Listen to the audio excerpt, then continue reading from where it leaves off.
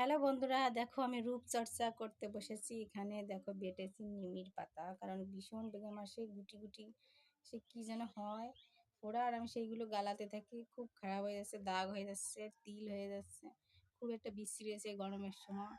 তো এই জন্য রূপচর্চা তো করতেই হবে, তাই না? অল্প বয়সে যদি একদম বুড়োর মতো লাগে দেখতে, এমনি তো দেখতে ভালো না, তাহলে তোমরা দেখেই বুঝতে পারছো। আর এই দেখো নিমির পাতা কেমন হবে বলো তো।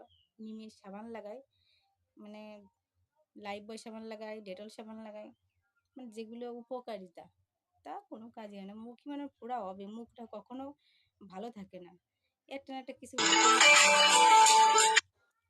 তো বন্ধুরা, তোমরাও মাখো।